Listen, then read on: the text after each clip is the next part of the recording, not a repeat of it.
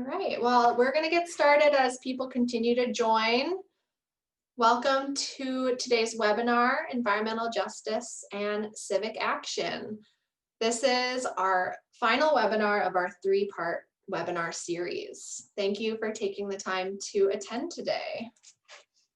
My name is Liz Cute, Community Engagement Manager at Buffalo Niagara Waterkeeper. Buffalo Niagara Waterkeeper is a Western New York-based environmental nonprofit who works to protect and restore our water and surrounding ecosystems for the benefit of current and future generations. Myself and my colleague Sarah will be leading today's webinar. During the webinar, we will be utilizing the poll function, so there will be a couple times where you'll be actively participating with a question that will pop up on your screen. We have the question and answer function enabled, so you can send private questions to the hosts or the panelists today. We also have the chat function, so you can control if you want to chat directly to panelists or all the attendees. You are all muted and your videos are turned off, so you don't have to worry about anything happening on your end. We are recording today's webinar so that others who could not attend today can watch the webinar. I wanted to officially start our webinar today with a land acknowledgement. I am recording and hosting this webinar from the original territory of the Haudenosaunee Confederacy, which means people of the Longhouse. The Haudenosaunee settled and thrived in this area long before Europeans arrived, and still reside in New York and the Western New York area. Buffalo Niagara Waterkeeper acknowledges them as the past, present, and future caretakers of this land. A Haudenosaunee principle is to live in harmony with the surrounding environment. They believe all life should be respected and cared for because we are all connected, and what happens to one thing affects all living things. Buffalo Niagara Waterkeeper has seen firsthand how pollution and toxic waste impact living things, especially in and along the Buffalo River corridor. As the coordinator for the decades-long cleanup of this federally designated area of concern, Waterkeeper and those who know the Buffalo River well have seen that cleaning up this waterway has had a huge impact on our local economy and communities.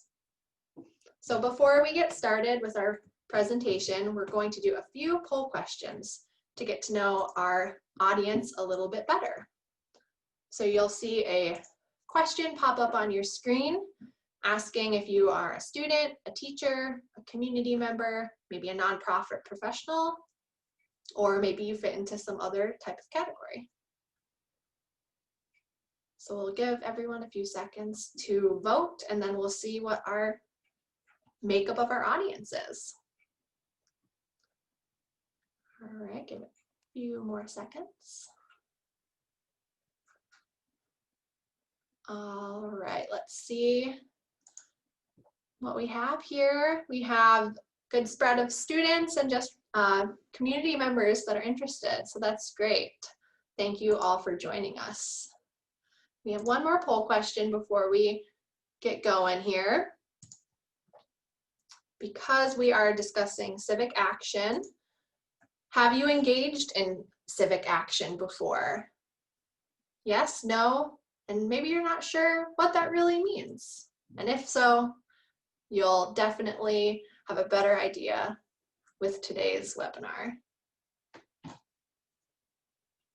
Right, let everybody vote. Almost there. All right. So pretty much almost half-half, yes and not sure. So hopefully when we're done today, we'll reflect and maybe you have taken a civic action before, but you weren't sure that it was at the time.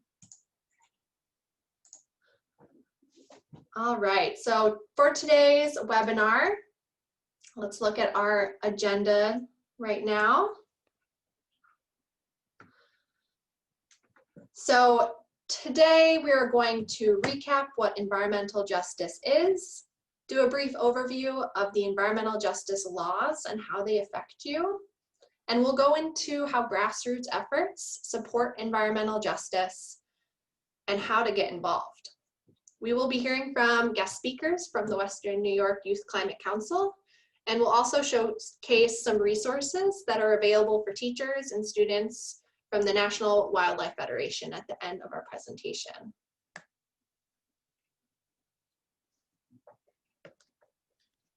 Thank you, Liz.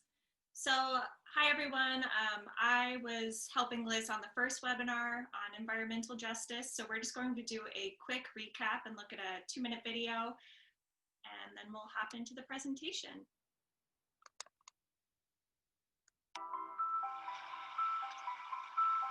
Environmental justice really reflects the fundamental reality that vulnerable communities are all too often subject to the disproportionate burden of pollution and contamination. At the end of the day, when we're talking about environmental impacts, at the heart of it are real people's lives. And if you think about one child who's in her home that maybe has lead paint on the walls, she's drinking water from the tap that might have lead contamination in it. She plays in a playground that has arsenic in the soil and is developing asthma because of the polluting facilities next door. She goes into her school that has mold inside. These are real things that happen on an everyday basis. Not everybody has the ability to simply uproot themselves from a community where they've lived for decades, where their families raise them, where they raise their children. People don't have the financial mobility necessarily to simply get up and go. How do we combat environmental injustice? There are things like litigation. That means continue fighting in the courts, continue fighting to strengthen existing legislation, fighting to ensure that existing legislation is actually being enforced. Things like community organizing, public education, mobilizing the base, and elevating voices. And there's also things like using media as an outlet to get your point across.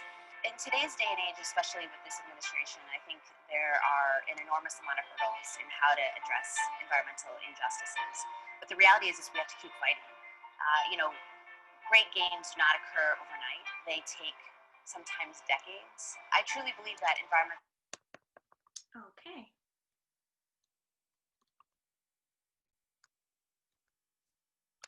Justice is the modern day civil rights issue of our time.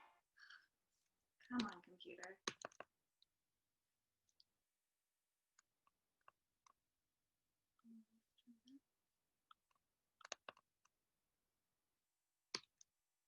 I swear this worked earlier.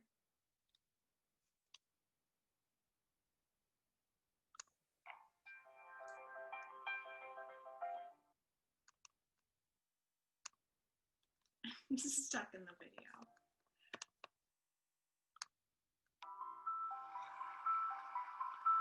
Sorry, everyone, just hang tight for a second.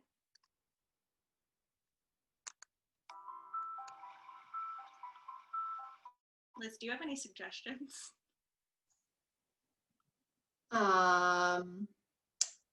It's not letting you get out to the keyboard. Okay, here we go. There we go, that'll work. Technical difficulties, we'll figure it out. Okay, here we go. So just to recap from that first webinar, environmental justice exists in our government system because of decades of Jim Crow laws and policies that created environmental racism. Environmental injustice disproportionately affects people of color, predominantly in low-income and Black neighborhoods.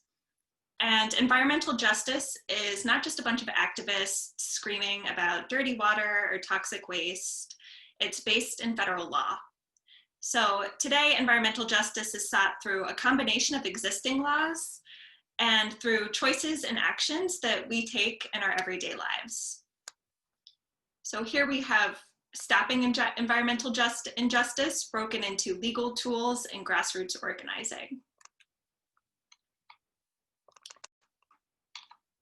So I ask that everyone keep this quote in mind as we move through the first part of the presentation, which we're going to try to quickly go through legal structure. Research continues to demonstrate that the very same processes that are degrading the earth and its systems are also exploiting low-income, indigenous, and/or communities of color.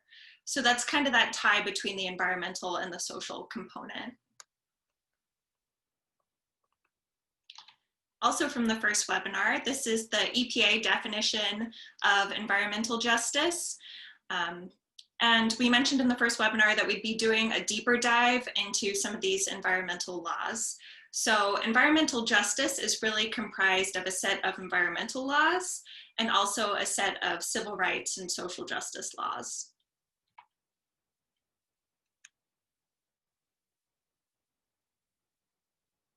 So I know that not everyone has a law degree and nerds out over the details of environmental law.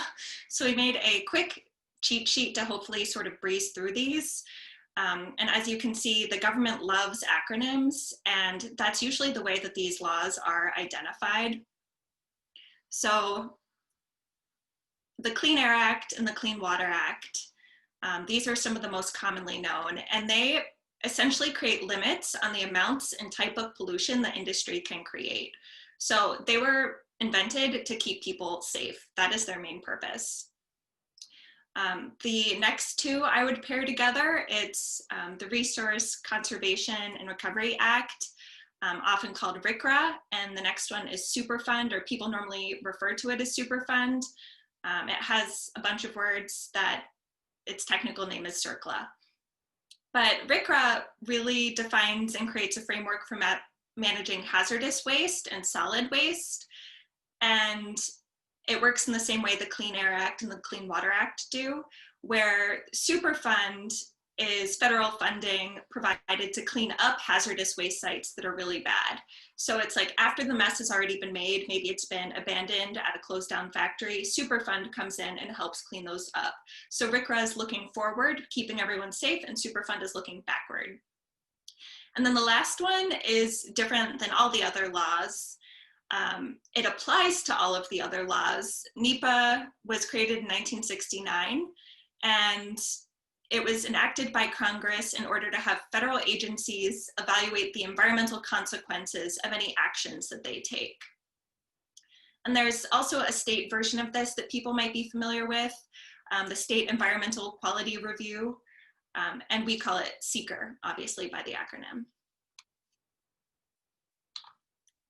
So looking at the social justice component of environmental justice laws, under Title VI of the Civil Rights Act, it's enforceable and can be applied to actions. So any regulations, policies, projects, licensing, permitting, under all of these environmental laws. So it's making sure that there is no discrimination, but it also provides a space for anyone that's being discriminated against to file suit against the government. And in the past, I'd say less than 95% of cases that have been filed have been accepted. But recently there was a case filed by Earth Justice representing a bunch of communities whose cases weren't heard for years, like 10, 15 years. And basically this case says that the EPA has a 180-day period to review any issue. And Earth Justice won this case, which is huge because it means moving forward that the EPA has to evaluate all of these cases that it receives in a timely manner. So the future looks hopeful, and especially with the Biden administration taking a strong stance on climate change and environmental justice. And so this next bullet point, Executive Order 12898, that was actually created under the Clinton administration. And it really focuses on the environmental and human health effects that federal actions have, especially on minority and low-income populations, and making sure that their voices are heard in regard to their community. The thing about executive orders is that they're not a law. They're put in place by a president, and the president enforces them and can only do so federally, not in states. So while it's great, we're hoping that for this to be enacted again under the Biden administration, because when administrations come in, they don't have to follow previous executive orders. So we're hoping that the Senate goes Democrat and that they can help pass this into law so it isn't something that future administrations can ignore. So this slide, all of the green circles are the laws or executive orders that we talked about on the previous slides. And then there are some other events mixed into the timeline. And those events were decisions that people made or that communities were fighting to protect their communities. These are some instances that stand out over time. It is not by any means exhaustive, but it's to show that environmental justice is not just law, it's people making laws happen. And these people and communities are us. They're people fighting grassroots efforts to protect one another.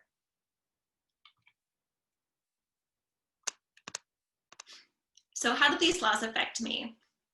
First, laws serve as a set of guidelines to protect people and the environment. They provide enforceable limits. So if companies violate these, they can be fined or shut down.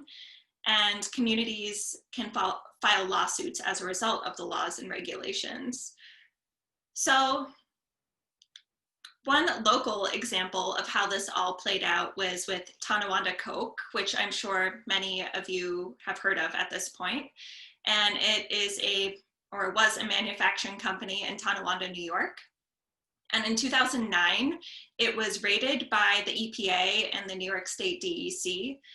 And they had a federal search warrant to search the premises, which is crazy because the EPA is allowed to inspect buildings. So something really bad had to have been going on for them to obtain a federal search warrant.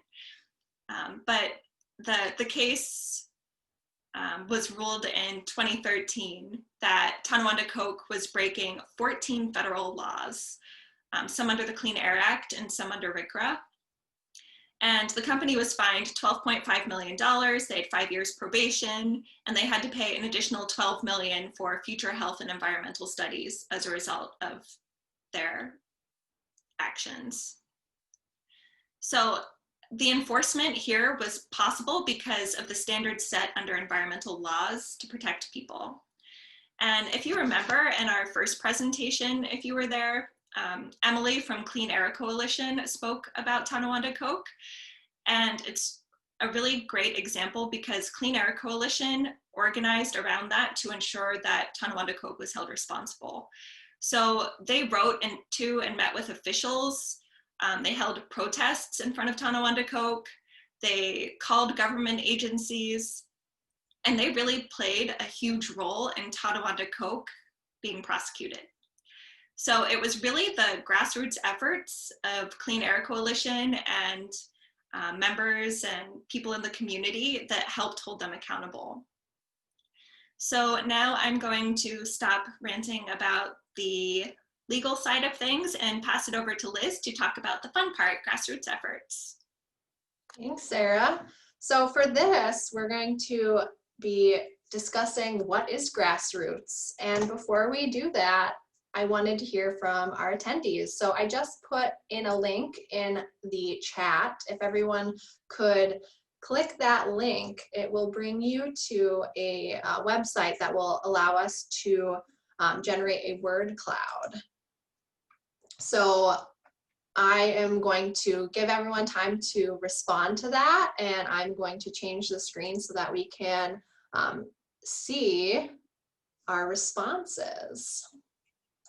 So what does grassroots mean to you, that word? What does it make you think of? So hopefully this will work, and if this does not work, we will do, oh great, we got some results coming in. So as the word gets larger, that means more than one person typed that response in. So this is a fun little way to pull our crowd visually. So we have people, power, action, community, helping. Ooh, this is growing and growing. I like how people power is our biggest word so far. That's great. All right, we'll give it a few more seconds for folks to add in. and then we'll kind of discuss and move on. But I love people power. Action is starting to grow in size here. You can see building, supported, serve, initiated, helping. So that's great. All right, Sarah, you can go back to our main slides. That'll keep changing, so I might take a picture of it and send it out in our follow-up email. But that's awesome. We're really hitting those keywords: people, power, action, change, right? So ultimately, we have an example word cloud as our next slide in case our technology didn't work. This is just an example word cloud, but I like the one we created here together. So it's people coming together to influence some sort of change. And this could be change at the local level, the regional level, national or international level. And being involved in a grassroots movement can look a lot of different ways, but you're coming together and aligning to support a general position to make a certain change. So we're going to look at a couple of the individual choices that you can make, looking at behavior change, purchasing power, joining a local environmental group, and showing up for the issues that you care about. So behavior change, an easy one to think of is buying less single-use plastic. Single-use plastics are things you use once and throw away. So plastic is made from petroleum, which is a fossil fuel.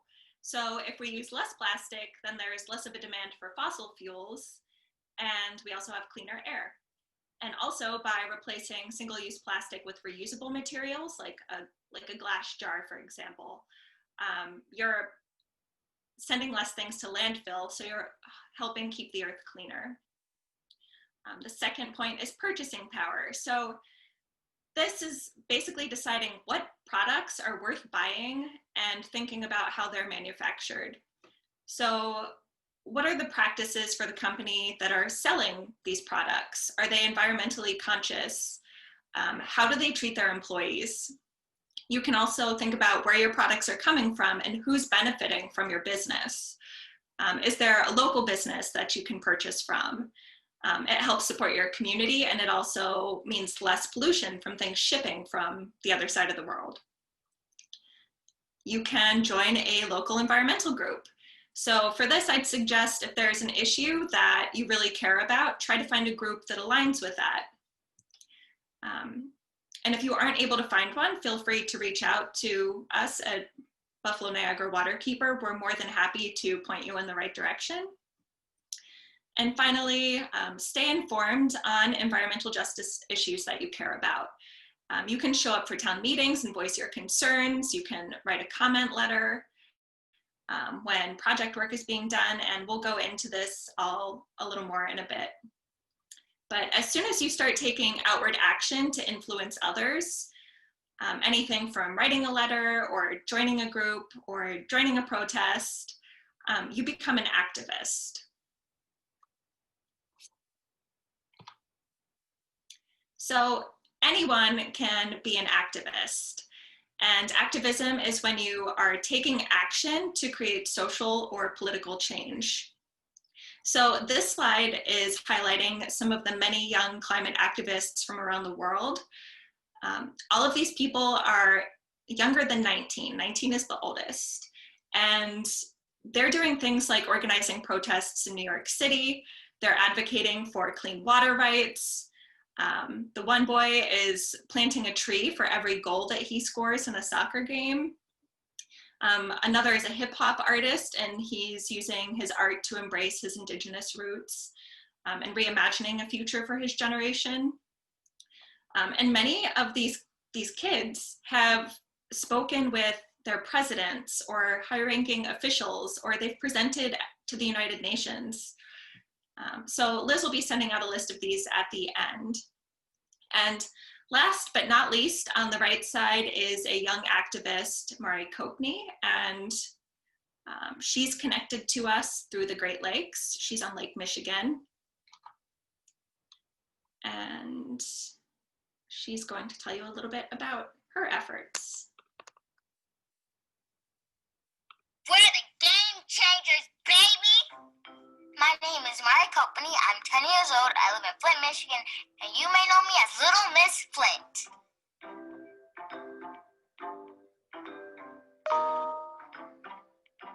I would describe myself as weird, beautiful, and very talented.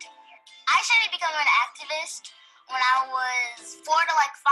I started helping out with my grandmother, passing out food to people who couldn't afford food, so we just gave them food for free, and that's when the water crisis started. The government was switching the water source because they were taking the water from Detroit, so the water was eating away the pipes, so that's what caused lead and chlorine to get into the water. In my family, we were getting bad rashes and headaches, eye burning, and it smelled, so I wanted to speak up and say, hey, the water's bad. Could someone please fix it? But they never did fix it, so I said, well, gotta listen to me because I'm a kid. I wrote to you. I know. That's why I decided to come. I'm going to talk about you in my speech. All the good work you're doing. It's pretty cool, huh? Come on. You and me, well, let's get a good one. Meeting Barack Obama is it was so amazing. He gives the best hugs, and then we started talking about what I have done so far, and then he said, stay in school and do your homework.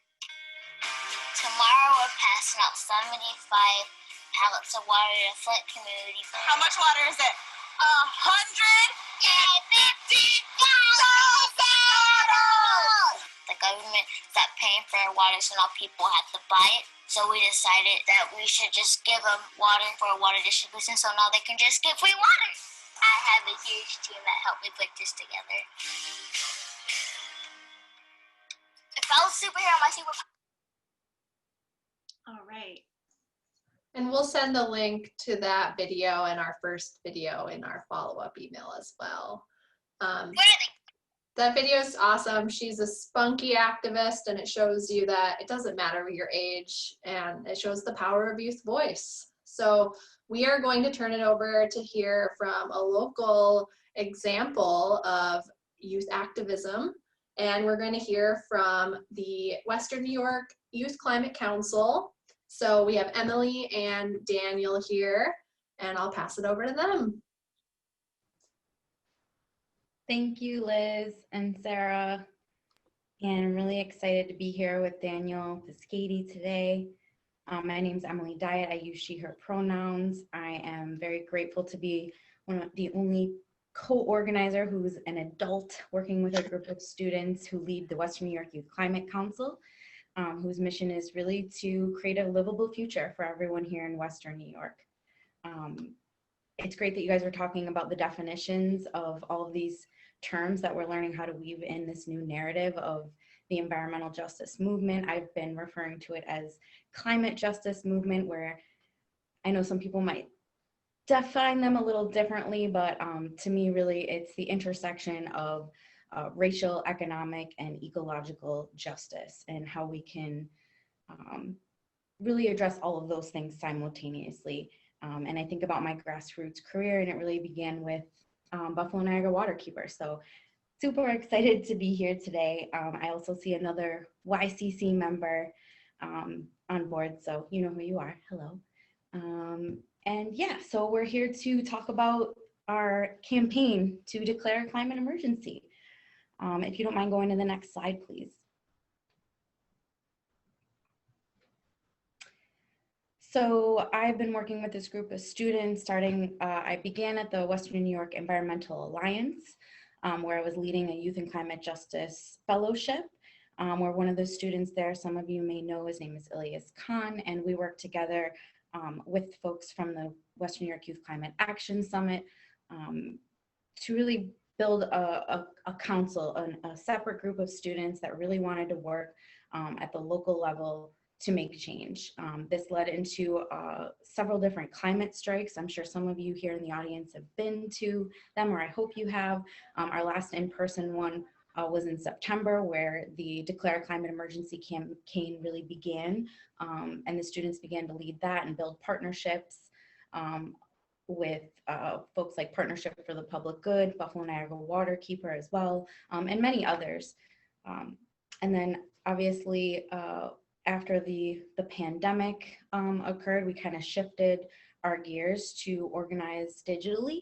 If you go to the next slide, it just shows some of the images through the beginning of 2020 when we shifted everything online to really continue to raise awareness about climate change and its impacts on disproportionate impacts on people of color, low-income communities, and really all of the young folks who are going to have to bear the burden of climate change more than any of us. So that was incredibly successful.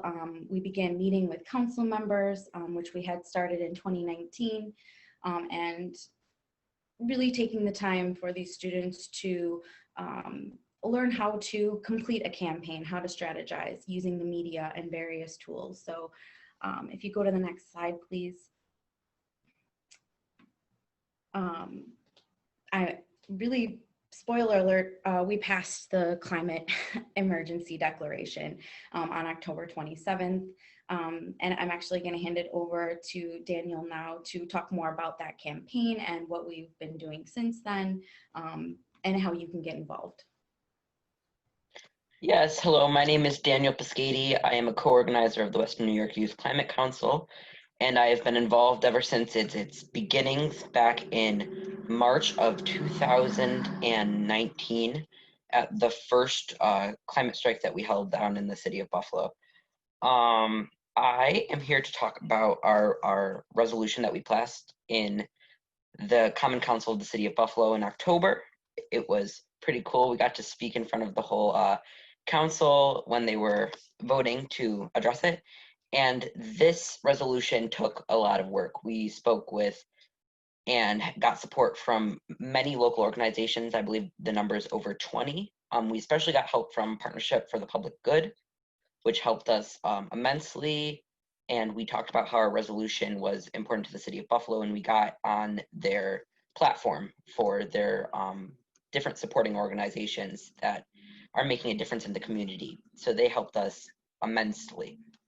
We also got a lot of help from the Climate Mobilization Project, which is vital in the passage of climate emergencies across the nation. Fun fact, Buffalo is the first upstate city to declare a climate emergency, only second to the city of New York, which is a pretty cool fact. So to pass this, we spoke with elected officials. We used the media as a tool. I spoke on NPR slightly before the resolution was passed when it was being presented to the council. We also were on NPR right after our resolution was passed. You can see the Buffalo Common Council agenda minutes for October 27th. It is item 41, fun fact. And it was just a really cool moment for all of us because this has been months and the years in the making almost. And it was just kind of the fruition of all of what we have done. If you want to move on to the next slide, I'll talk more about what the climate resolution is. So in this climate resolution, the kind of centerpiece was declaring a climate emergency in the city of Buffalo. And a climate emergency declaration is the city stating that we're in a state of emergency when it comes to the climate crisis. The climate resolution also outlines a timeline in which we need to address the issues. It's a non-binding resolution, meaning that the city is basically just saying that we're in a crisis and we need to address the issue and how we should address the issue. It doesn't say, it's not legally binding as to what we need to accomplish, but it holds our elected officials accountable to their future actions. And it especially holds them accountable to the CLCPA. Now, I remember Sarah earlier was talking about how politicians love acronyms, and that holds true to state level politics as well. All the climate policy that we're talking about, it's all these fun acronyms. The CLCPA stands for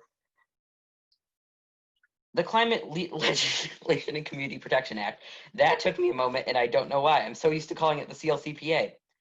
And this legislation focuses on the communities which is affecting 40% of all benefits from the act go to underrepresented communities in the past when it comes to climate justice. And if it you focuses. hop to the next slide, you can actually follow along with what You can Daniel. follow along on the next slide. Yes, so we achieve a carbon-free electric system by 2040, and we reduce greenhouse emissions by 85% below 1990 levels by 2050. And this also is legally binding, meaning that the state has to abide by it. It's one of the most ambitious climate policies in our nation's history. But the organizations that have been fighting for it, including NY Renews, just as our resolution was, the state officials didn't wanted to scrunch out as much as they could. So the state is now in discussion with these local organizations, and they're trying to pass a follow-up legislation called the CCIA. Do you have that acronym, Emily? It's a follow-up legislation, and it talks more about how we need to address climate change on a community level, and it also is funded by penalties by polluters, which is a new thing that wasn't addressed in the CLCPA. It is the Climate and Community Investment Act. There you go. So that's the new program that they're fighting for. And just as we just passed our climate resolution, we're also have to fight for additional legislation to back it up, just as they're doing with the CLCPA. So that is what we are doing with our Office of Sustainability, which is our new project we're looking into in 2021. We want a legally binding office in the city of Buffalo that holds our leaders accountable when it comes to our climate resolution and holding our officials accountable when it comes to carrying out the CLCPA. You can move on to the next slide if you'd like. So if you want to stay connected with us, here are all of our social medias, our email, and in the follow-up email, I believe that you can sign up for our emailing list, which is a lot of fun.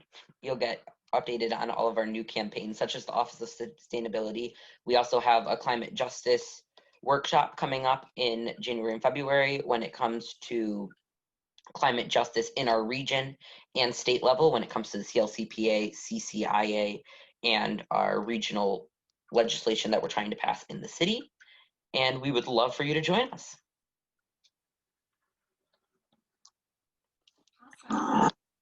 Awesome. Thank you, guys. All right. We will have some time at the end for questions. So just hold tight to those for now. Yes. So thank you, Daniel. That was a really great overview, and I'm glad I'm not the only one that struggles to remember the acronyms. So yeah, just elaborating a little bit more about how to get involved locally, or actually going higher level from Daniel's presentation. One of the ways that is very easy to get involved if you're above 18 is to vote. But if you're under 18, that might not be an option. So you can also attend your town's meetings or city council meetings.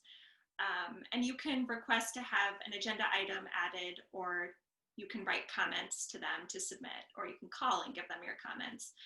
But that's something that Daniel had mentioned doing for their campaign.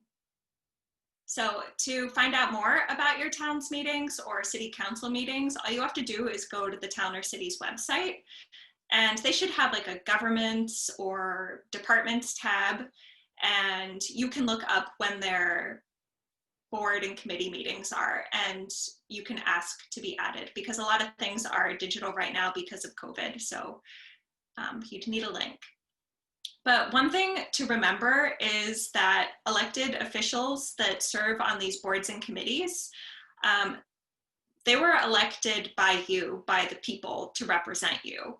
So a lot of them are really nice people, and they want to hear what their constituents have to say. They want to learn from you, and they want to make sure that they are representing your voice. So be sure to reach out to them. Another thing that you can do is write an op-ed to your local newspaper or local paper. And another action that you can take is to call state or locally elected officials. You can just call them and leave a message. someone else might answer and take the message down for you, but they do get their messages, they do review them, and they do consider what you say.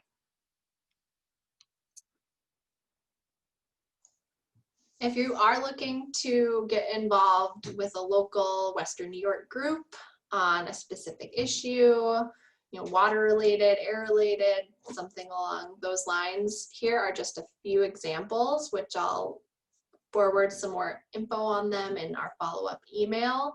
But we have groups that focus on food justice. We have the Western New York Youth Climate Council here, but there are a lot of players in Western New York fighting for environmental justice and making change in local communities. So this is a great way to get started and find your people and join together and make our local communities a better place for us all to live.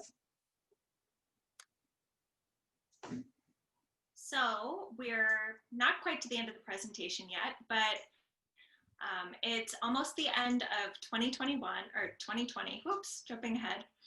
And so a lot of you will be making a New Year resolution if that's something that you do. So before we leave here today, we were hoping that all of you could commit to taking one action in 2021, at least one action, to contribute to environmental justice. So Liz is going to pop up a polling question, and you can read through and choose what type of action you're most likely to take. Okay. And I just noticed I didn't have other as an option, so that might be the case for some folks.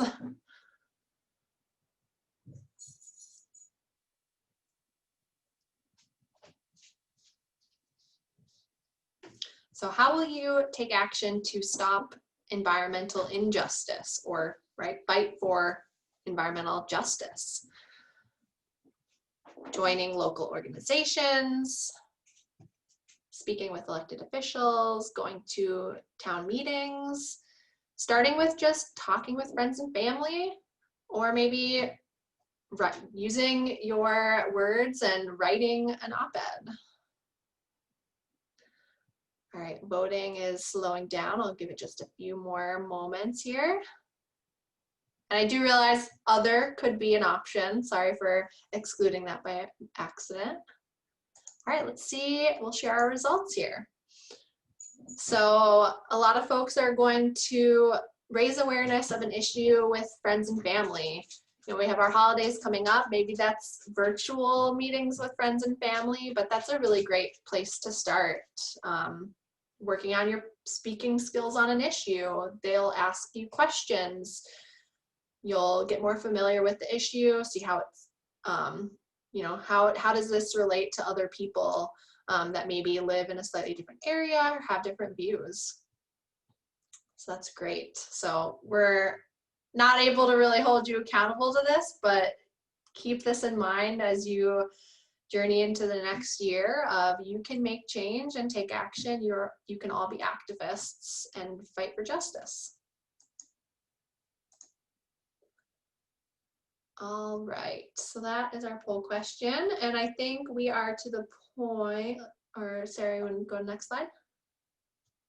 So our next part of our webinar is geared towards teachers, educators, young professionals, some specific resources to maybe help you take that action in 2021.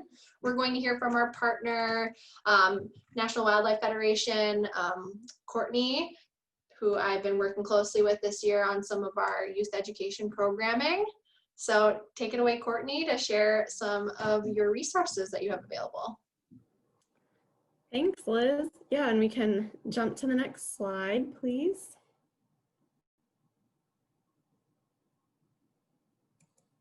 Awesome. So hi, everyone. My name is Courtney Cochran. As Liz mentioned, I work with the National Wildlife Federation and our Education and Engagement Department, and we partner with Buffalo Niagara Waterkeeper on the Niagara County Youth Environmental Education and Leadership Program, which brings environmental programming to 4 high schools in the region.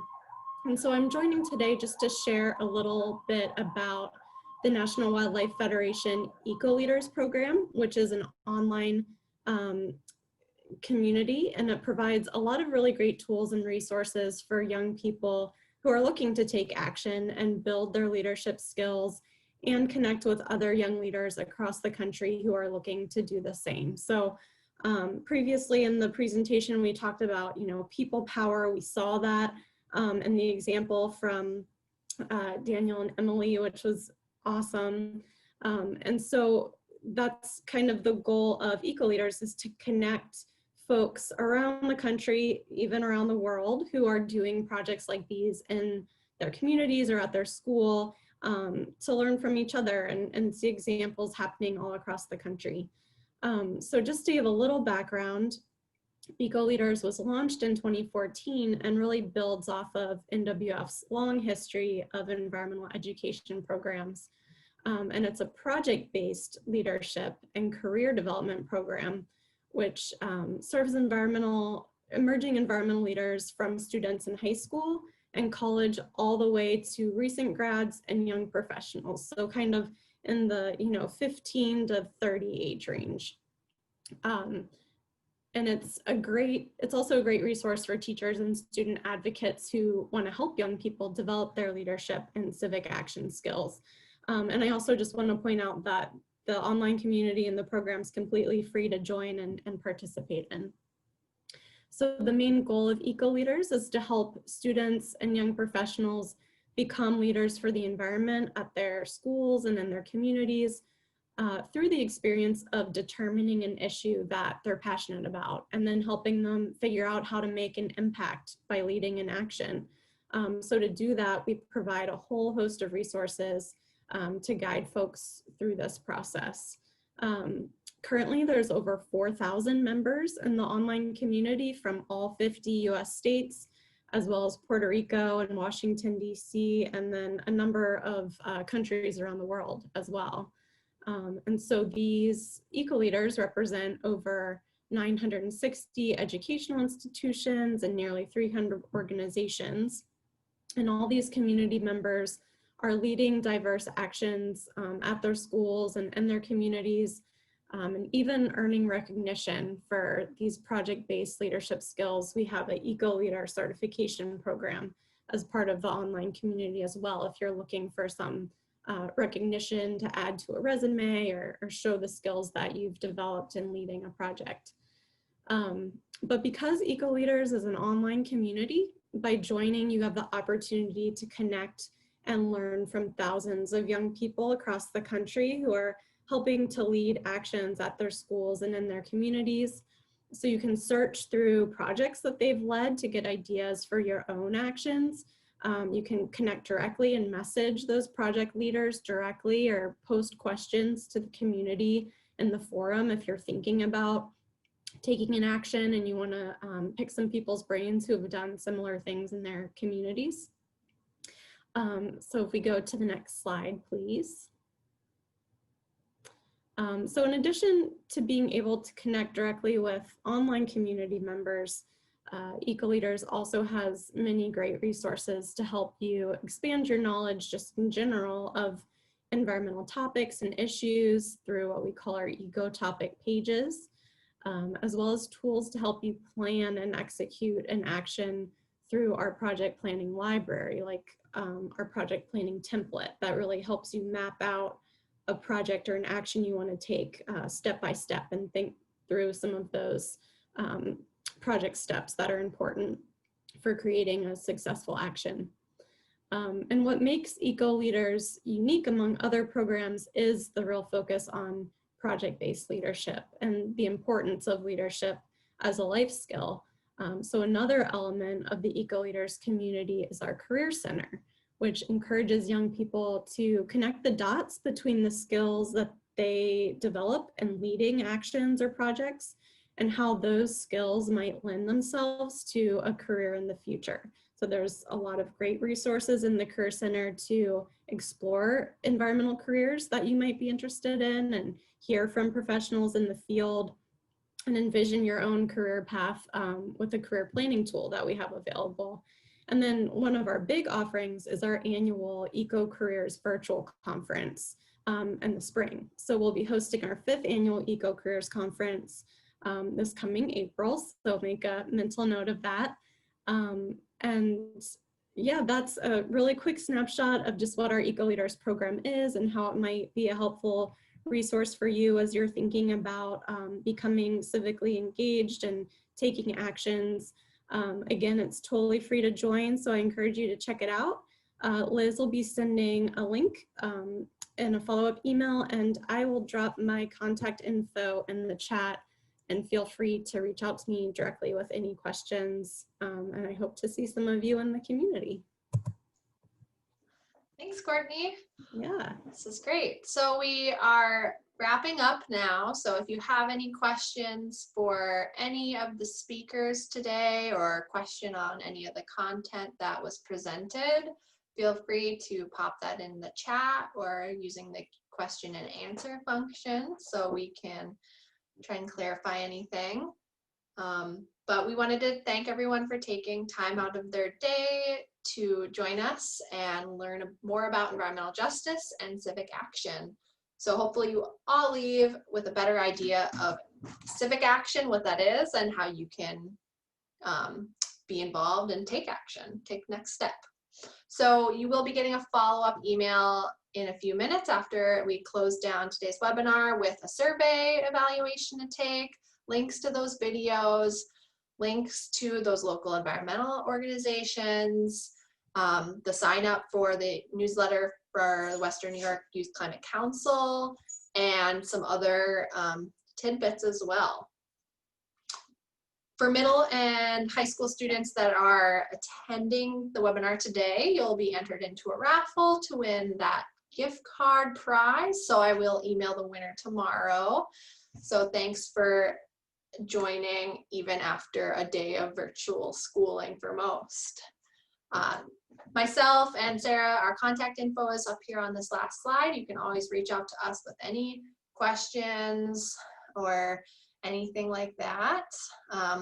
But we'll keep the webinar open just for a few minutes in case anybody has a question. Feel free to ask, but otherwise that's it for the webinar today. We finished a little early, so you can head off to eat dinner or get dinner ready or whatever you need to do tonight. So thank you all so much and enjoy the snow.